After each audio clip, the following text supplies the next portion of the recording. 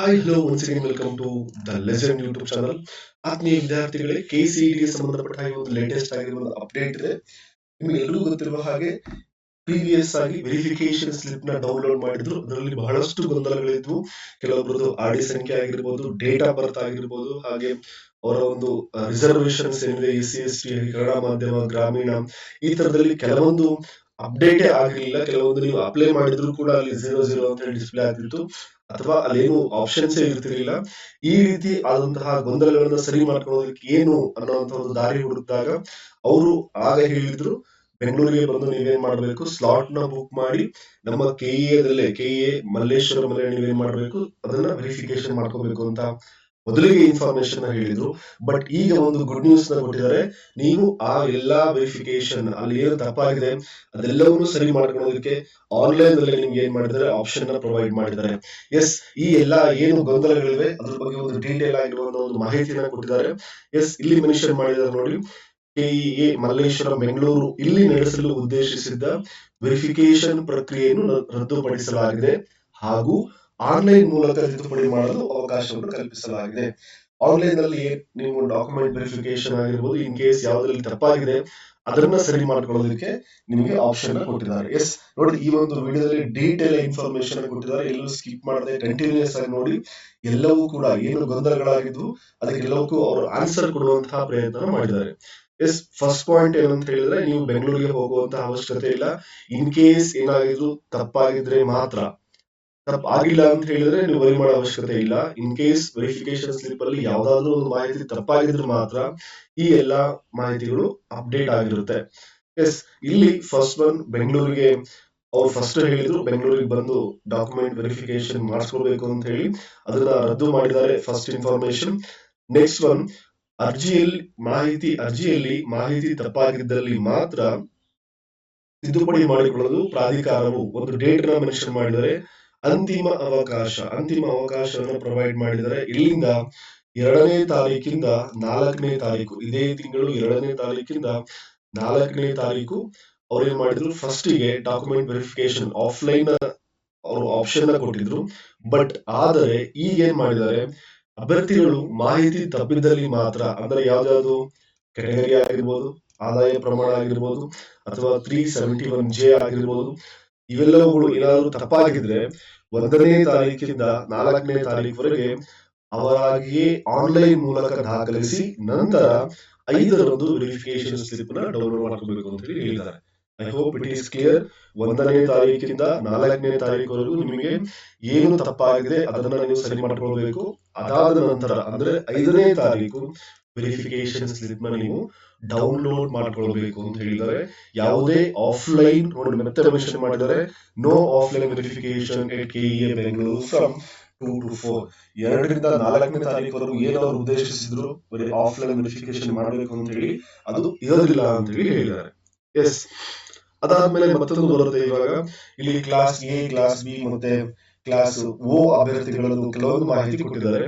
Verification slip download ಮಾಡಿಕೊಳ್ಳಲು ಸಾಧ್ಯವಾಗದ class A ಅಭ್ಯರ್ಥಿಗಳು ಸ್ಟಾಟ್ಸ್ ನಂಬರ್ ಮುಖಾಂತರ ಆನ್ಲೈನ್ ವೆರಿಫಿಕೇಶನ್ ಆಗದಿರುವವರು ಅವ್ರಿಗೆ ಏನ್ ಮಾಡ್ಬೇಕಂತ ಹೇಳಿದರೆ, ಗ್ರಾಮೀಣ ವ್ಯಾಸಂಗ ಪ್ರಮಾಣ ಪತ್ರ ಅಥವಾ ಕನ್ನಡ ಮಾಧ್ಯಮ ವ್ಯಾಸಂಗ ಪರಿಶೀಲನೆ ಆಗದವರು ಎಲ್ಲಾ ಅಗತ್ಯ ದಾಖಲಾತಿಗಳೊಂದಿಗೆ 3 ಅಥವಾ 4ರಂದು ಸಮೀಪದ ಮೆನ್ಷನ್ ಮಾಡಿದರೆ ಕ್ಲಿಯರ್ ಆಗಿ ಸರ್ಕಾರಿ ಪದವಿ ಪೂರ್ವ ಕಾಲೇಜಿನಲ್ಲಿಯೇ ಪರಿಶೀಲನೆ ಮಾಡಿಸಿಕೊಳ್ಳುವುದು.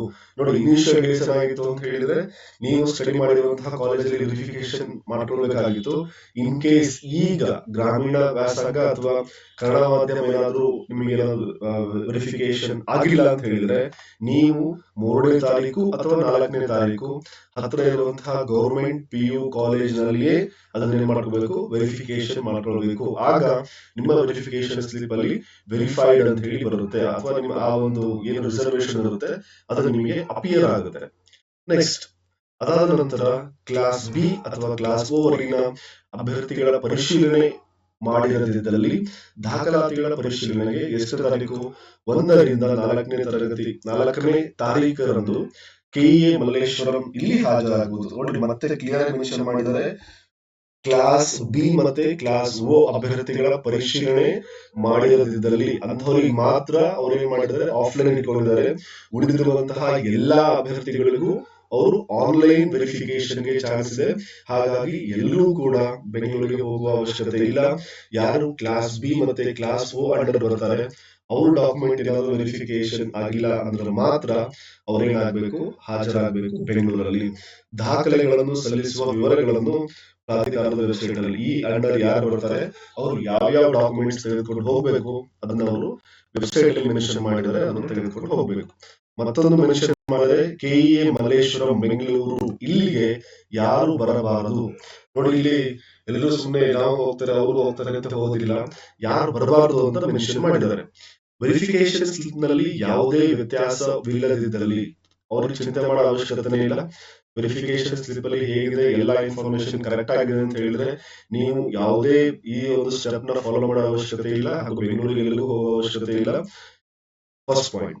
ಸೆಕೆಂಡ್ ಒನ್, ಪ್ರವರ್ಗ 1 ಪರಿಶಿಷ್ಟ ಜಾತಿ ಪರಿಶಿಷ್ಟ ವರ್ಗದ ಅಭ್ಯರ್ಥಿಗಳು ಆದಾಯ ಪ್ರಮಾಣ ಪತ್ರ ಆಡಿ ಸಂಖ್ಯೆ ದಾಖಲಿಸಿದ್ದಲ್ಲಿ ಮಾತ್ರ ನಿಯಮಾನುಸಾರ ಶುಲ್ಕ ಪಾವತಿಸುವುದರಿಂದ ವಿನಾಯಿತಿಯನ್ನು ಪಡೆಯುತ್ತಾರೆ. ಇಷ್ಟು ಲೆಂದಿ ಓದೋದಕ್ಕಿಂತ ಹೈಲೈಟ್ಸ್ ಮಾತ್ರ ಹೇಳ್ಬಿಡ್ತೀನಿ.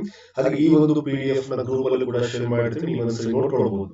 ಇಲ್ಲಿ ಏನು ಶಾರ್ಟ್ ಫಾರ್ಮ್ ಹೇಳಿದರೆ ನೋಡಿ, ಆಡಿ ಸಂಖ್ಯೆಯನ್ನು ದಾಖಲಿಸುವ ಕಾರ್ಯಕ್ಕೆ ಪ್ರಾಧಿಕಾರಕ್ಕೆ ಬರುವ ಅವಶ್ಯಕತೆ ಇಲ್ಲ.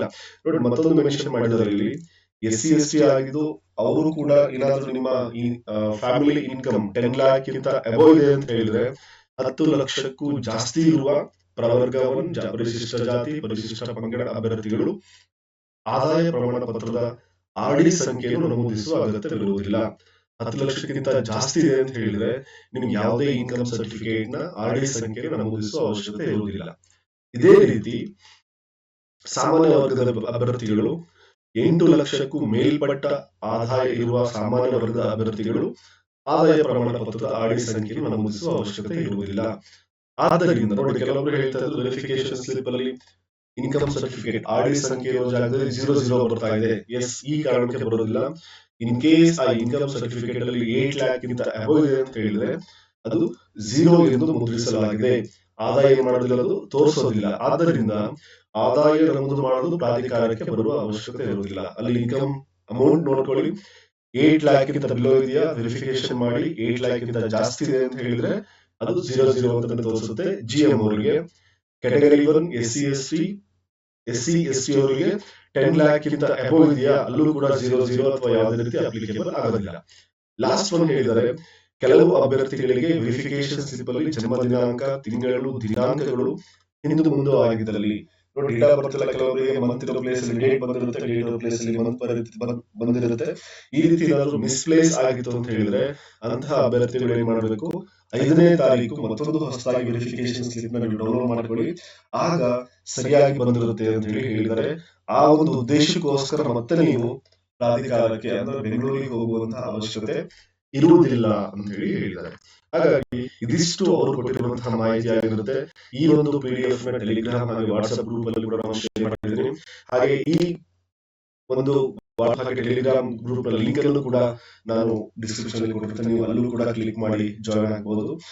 All about this update. We will meet soon on next video. Thank you very much.